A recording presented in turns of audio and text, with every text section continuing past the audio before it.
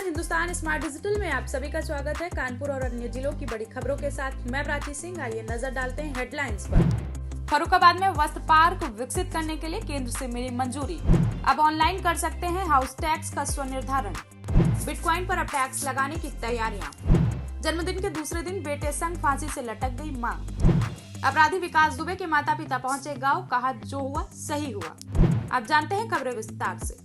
फर्रुखाबाद में वस्त्र पार्क बनाने के लिए केंद्र की मंजूरी मिल गई है। यह निर्णय लिया गया है कि इस परियोजना के सारे काम स्पेशल पर्पज व्हीकल करेगा।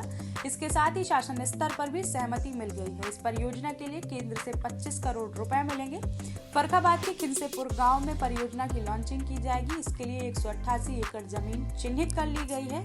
इसके साथ ही परियोजना को केंद्र से हरी झंडी मिलने के साथ ही उत्तर प्रदेश औद्योगिक विकास प्राधिकरण ने भी तैयारियां जोर शोर से शुरू कर दी है। फिलहाल यह आकलन है कि वस्त्र बनाने के लिए 300 से अधिक कारखाने स्थापित किए जाएंगे। अब आप अपने घर और संपत्ति का टैक्स खुद ही ऑनलाइन निर्धारण कर सकते हैं। इसके लिए नगर निगम ने स्मार्ट सिटी की मदद से एक एप्लीकेशन तैयार किया है। इसके जरिए घर बैठे ही सभी विवरण भर सकते हैं।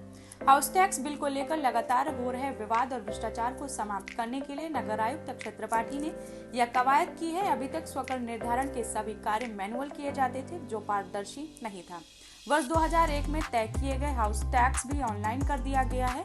अगले कुछ दिनों में एप्लीकेशन का ट्रायल शुरू कर दिया जाएगा। तेजी से लोकप्रिय हो रही वर्चुअल करेंसी बिटकॉइन पर निगरानी के लिए जीएसटी लगाने की तैयारी की जा रही।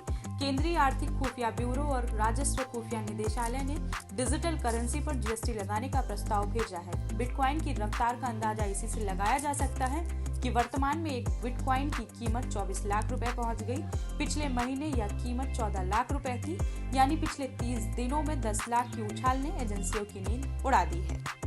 गोपाल नगर में दिल दहला देने वाली घटना में एक मां ने अपने कलेजे के टुकड़ों को फांसी से लटकाया और फिर बाद में खुद भी उसी फंदे से झूल गई। दोनों की मौत की खबर सुनकर महिला के घर वालों ने जमकर हंगामा किया। उन्होंने पति और उसके पिता पर बेटी और नाती की हत्या करने का आरोप लगाया। शव को 5 घंटे तक उठाने नहीं दिया। एक दिन पहले बच्चे के जन्मदिन पर केक काटा गया था, लेकिन केक भी किसी ने नहीं खाया था। देर रात पुलिस ने एफआईआर दर्ज करने के बाद शव को पोस्टमार्टम के लिए भेजा। इनकाउंटर में मारे गए बिक्रूकांड के मास्टरमाइंड विकास दुबे की मां सरला देवी और पिता राम कुमार वापस बिक्रू लौट आए। उनके मुताबिक अब दोनों यहीं रहेंगे। उनका कहना था कि मेरे बेटे की वजह से गांव वालों को जो दिक्कतें उठानी पड़ी, अब उनकी परेशानियों में बराबर की मदद करेंगे। इसके साथ ही पिता ने कहा कि मेरा बेटा विकास दुबे एक अपराधी था, उसके साथ जो हुआ सही हुआ। इसके साथ ही राम कुमार ने आरोप लगाते हुए कहा कि पुलिस ने ही विकास दुबे को शह दे रखी थी, जिसके कारण वह इतना बड़ा अपराधी बन गया।